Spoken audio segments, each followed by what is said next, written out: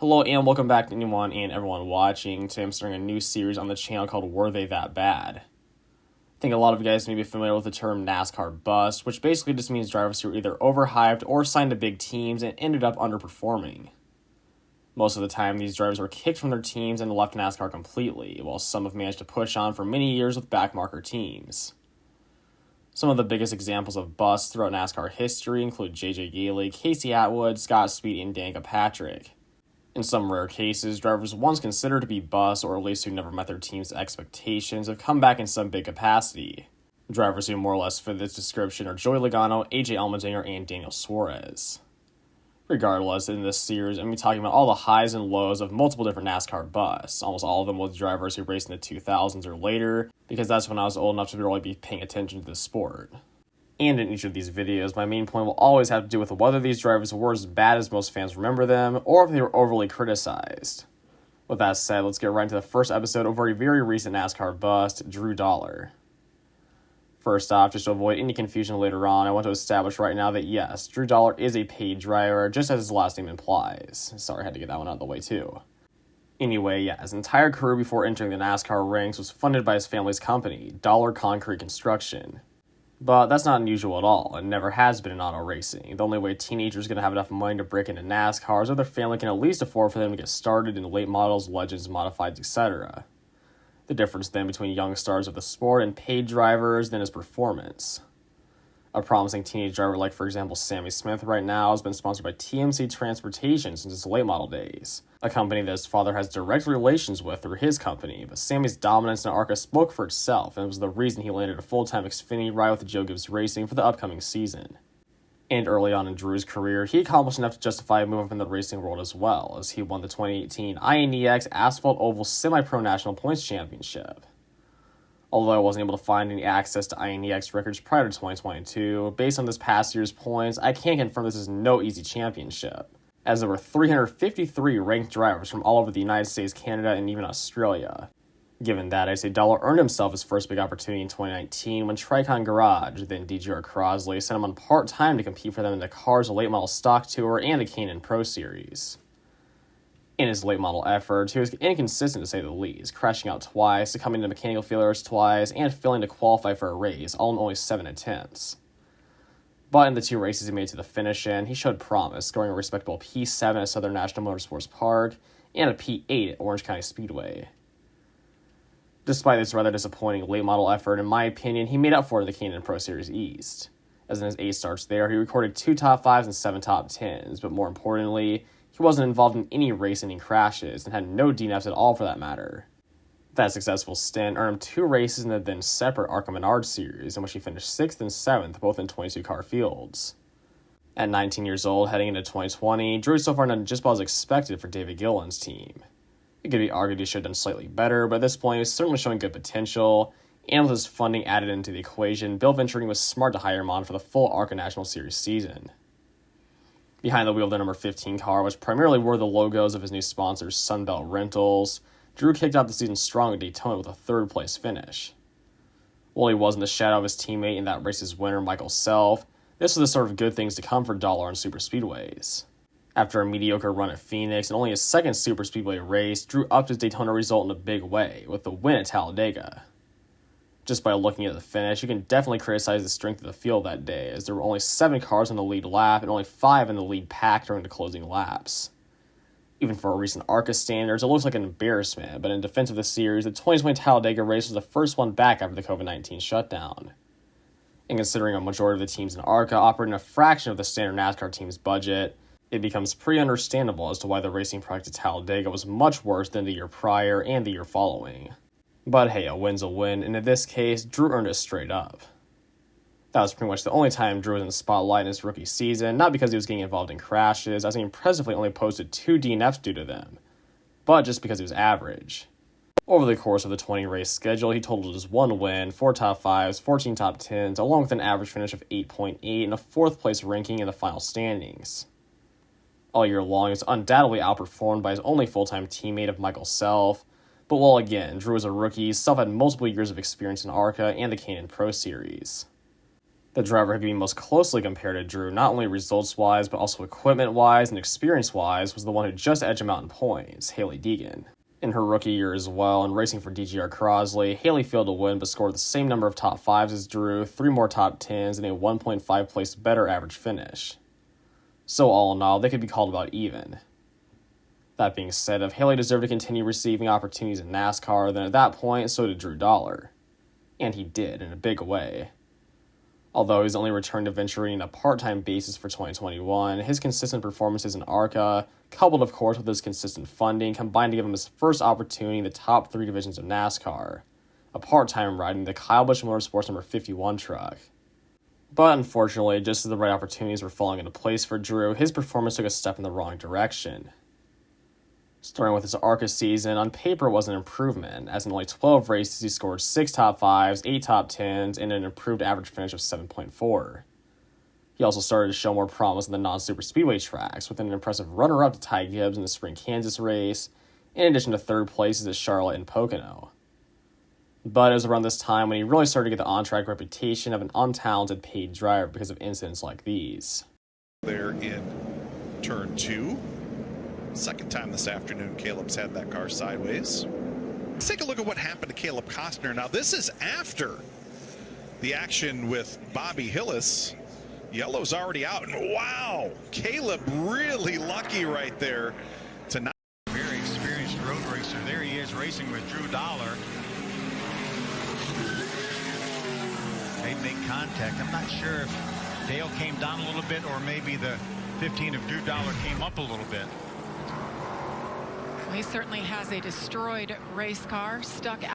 Dollar way up the racetrack. Actually started just a little bit before that as well. Looks like Drew Dollar lost the nose on that machine and just took him right up the track. Flat out lost the air on the nose of that car and went up the racetrack, and on the outside of him was unfortunately Thad Moffitt, who became that barrier, that squeezable barrier from up. Still out. Let's take a look at what we see here. And the 46, maybe a little payback right there on Drew Dollar, and a hard hit to the left side by Tim Richmond. Wow, that was a big impact for the 15. Here's another look at it, and it looks like you can say that the 46 slid the nose there, but those two got into it in the open. Bottom this restarter, am I going to be on the top again? Thad Moffitt around. It looks like he got a bump from Drew Dollar. Guys, this isn't the first time we've seen this. This is the third race we've seen these two get together. Yeah, Thad really did a great job avoiding that inside wall. Man, it looks like he just pushes up a bit, and that's pretty big right there, Yeah, guys. Thad held his line. He did not come down the racetrack, and it was probably a situation where Drew Dollar probably lost the front end. But as you mentioned, Jamie, it's happened more than once. Yes, it has. There's been some bad blood between those two drivers. Yeah, all of those clips are from 2021, so while yes, his results were improving, and were actually pretty good in my opinion, he was quickly becoming recognized as a dirty driver. But hey, I'm pretty sure Ross Chastain caused equal or more damage this past season in the Cup Series, and still went on to finish second in the points, and Ty Gibbs definitely caused more damage and more controversies than that, and still won the whole Xfinity Series championship. So as long as Drew was able to continue putting together good finishes and get cleaner with more experience, things could still turn out alright for him. As we all know, though, that was not the case, because in his 8 starts with Kyle Busch Motorsports and the same number 51 machine that Kyle Busch and Martin Truex Jr. won in that year, and with the same organization that his full-time teammates John Hunter Nemechek and Chandler Smith both made the playoffs for, and racked up a combined 7 wins, Drew Dollar managed to get 1 top 10. A top 10 in the season opener at Daytona, which saw his truck cross the line with its nose pointed at the wall. But credit where credit is due, he was running in third coming out of turn 4 in the final lap before he was hooked by Chris Wright. No matter what your opinion is about Drew's racing abilities, it would be statistically wrong to say he was not a good super speedway racer. Anyway, throughout the rest of the truck season, he could only muster up 1 more top 20 and 18th in the finale at Phoenix, and even worse, accompanied by his miserable average finish of 24.8, with 3 DNFs due to crashes. At that point, 2021 was easily the worst season of his racing career, and much to his misfortune, it was the most critical season to his success in NASCAR. It wasn't necessarily the worst strictly based on his results, as again in ARCA he showed overall improvement compared to his already respectable 2020 season. Rather, it was just worse because his failure at Kyle Busch Motorsports was how he was introduced to most NASCAR fans. And opposed to other drivers who had similarly bad seasons with big truck teams, Chase Purdy and Jack Wood with the GMS Racing, and Hailie Deegan with David Gilliland Racing, The stark contrast Drew was to all of his excelling teammates magnified his mistakes even further. And even though he only had one DNF due to a crash in ARCA that year, his many on-track incidents caused by his own aggressive and sometimes careless driving piled on to the point where he was genuinely hated by a lot of the fans and became a sort of a NASCAR meme. Many young drivers that came before Drew, and many that will come after him, have been and will be worse than him as far as their driving abilities. But for Drew's type, the fact that he continued to move up through the racing world whilst competing for top-level teams almost only because of his funding was infuriating for many fans, to say the least. With that said, when he announced over that offseason that he'd be racing for Joe Gibbs Racing in the Xfinity Series and for Kyle Busch Motorsports in ARCA, I can only imagine what the general consensus was. Actually, I don't. With this kind of hate on social media, on top of surely realizing that he was underperforming, I'm sure Drew's ego was hurt pretty badly entering 2022. At the end of the day, he's just a person, and that kind of constant ridicule, justified or not, will eat away at most people. In my opinion, his performance this past season was influenced by some level of imposter syndrome or just a lack of confidence in himself because of online negativity. As although 2021 was bad for him, 2022 was downright terrible. His original contract planned on him racing the 4 Daytona and Talladega races for Joe Gibbs Racing in the Xfinity Series, as well as most of the ARCA races for Kyle Busch Motorsports that the then 17-year-old Sammy Smith was age and eligible for. Obviously, without the sponsorship he was bringing from his family company and their business partners, this deal would not have even been proposed or even thought of. But still, I'd argue this wasn't the massive injustice that was made out to be on social media. First, looking at his Xfinity deal, as I've hopefully already made clear, Drew had an excellent super speedway record heading into 2022. After racing on them 4 times in ARCA, the worst he'd ever done was a 4th place in the 2021 Talladega race. And again, as lone truck star, he was running 3rd exiting turn 4 on the final lap before getting hooked and still recovering to a 10th place finish with relatively little damage. With those kinds of numbers, you can't say Drew didn't at least deserve more opportunities on the super speedways. Sure, maybe not with big teams, but he deserved more opportunities on them nonetheless. Then with his ARCA deal, yes, he was a dirty driver the previous year, but with an average finish of 7.4 and a runner-up at Kansas, it would be hard to argue that he should never get another shot in the series. But while I can and will justify a spot within NASCAR through 2021, I unfortunately cannot do so following 2022. Kicking out the year at Daytona, Drew was in for double duty as he would be behind the wheel of number 18 machine in both the ARCA and Xfinity series. In the ARCA race, he was faring well, holding down 6th place right behind Tony Breidinger on the final lap. Then, as you can see here, right as he was getting a run on her and wants to make a move to her outside, she got loose and overcorrected up into him, making significant contact and sending him hard into the wall. If you slow it down, it looks like Drew made a bit of contact with Tony prior to making his move, which is what caused her to get loose, but regardless, little bumps like that are bound to happen in pack racing, and the resulting crash was not Drew's fault. In my eyes, just a racing incident. Then, with that disappointment fresh in his mind, he was set to re-rack him and race later that day on a significantly bigger stage. While running in 7th place on only lap 14, this time there's no one to blame but Drew as he got loose all by himself and turned right hard into Jeremy Clements, instantly totaling both of their cars. Needless to say, Clements was not happy with that outcome and was not shy to voice his displeasures with Drew. What did you see from inside the car? Oh, I mean, I got ran over by a guy that, just has no experience. He got out of shape a few times and just wrecked us. So, I mean, you got a lot of these inexperienced drivers out here that buy these good teams with fast cars, and that's what happens. And it sucks because we're a small team and we can't afford to destroy cars, so it's really frustrating. No matter how you spin it, Drew was off to about as bad of a start as possible, and it only added fuel to the ongoing criticism about him. But that was just one weekend. He had plenty of more opportunities remaining to prove that he did belong in his ride. The closest he came, though, was in his next racing weekend, a couple months down the road at Talladega, where he would also be performing double duty. This time in ARCA, even though he finished a mediocre 7th place, he actually won the pole and dominated the race, leading a whopping 50 of the 68 laps. And in the Xfinity race, he didn't necessarily keep the car clean because he did get caught up in a couple of incidents, but he still made it to the finish in a respectable 13th place. While I wouldn't say he completely made up for his abysmal run at Daytona, Drew at least entered his next ARCA race at Kansas with some good momentum. After qualifying in 2nd place, he hung out behind pole sitter Corey Heim for the majority of the race. However, that's not what anyone will remember the race for, because with 43 laps to go, just off a restart, Drew got loose exiting turn 4 while battling for the lead and took out both himself and Heim. The incident caused terminal damage to Heim's car, and even more memorably led to this iconic interview from Heim's crew chief and car owner Billy Venturini. I know how David Gilliland feels. Like, Drew wrecks all your shit when he's driving for you, and then he wrecks it all when he's racing against you. So I can understand why he punched him in the eye over at Bristol last year. Just typical bonehead move by Drew. He's killed a couple of my cars here, and now he's killed one and wasn't even driving for it. I mean, just look at it. Just pure lack of talent. Great kid, does not need to be a race car driver. Drew only sustained light damage, and though he went a lap down due to repairs, he continued on for a few more laps before he cut a tire and slammed hard into the outside wall. That ended his day for good. Far and wide, that Kansas race was the lowlight of his whole career, not just because of the embarrassing nature of the incident itself, but because of the post-race Twitter battle between himself and Billy Venturini. If the average fan needed any more reason to lose respect for Drew, they were given it right then and there, as rather than apologizing and just taking the L, he tried to publicly feud with Venturini. To be fair, Billy had his fair share of unprofessional moments during his racing days, definitely more than Drew, not to mention that he relied on his dad to field a car for him, but even still, Drew managed to make the situation a lose-lose. The next race is Charlotte. After once again qualifying P2, his race would come to an early end, but this time for reasons not in any way his own fault. On only lap 4 of the race, 3 incidents were happening independently of one another. For one, an electrical fire started in the cockpit of Parker Chase's number 15 car. Meanwhile, the actual caution was brought out due to Josh White cutting a tire and getting into the wall.